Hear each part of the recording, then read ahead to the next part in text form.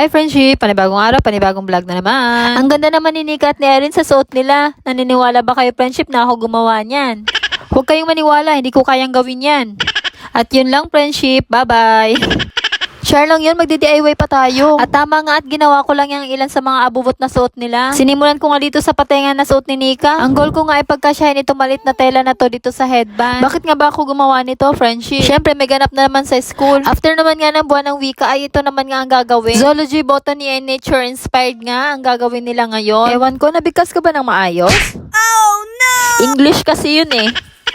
Ito na nga, bumalik na nga tayo dito sa ginagawa ko. Stretchable nga man nga itong tela, kaya medyo hinila ko lang siya ng bahagya. Kinakabahan kasi ang friendship nyo, baka hindi magkasya.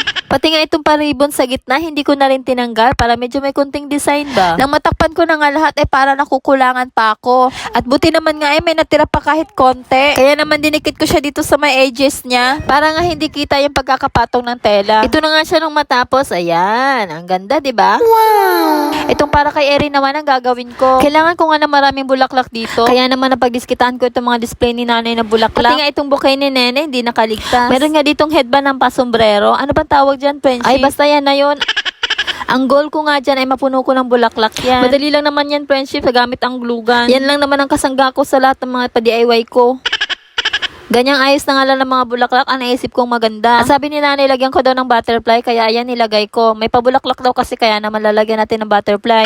O ayan, tapos na ang para sa headdress ni Erin. Wow! Hindi nga ako nang kontento at pati itong damit ni Erin na pinagdiskitahan ko na rin. Plain lang sana yan na dress na pa-sleeveless. Sabi ko nga kay nanay parang malungkot siya. Kaya naman kung meron kayong pakulambo dyan na mahaba ang mangga, para nga hindi lamukin si Erin, haha.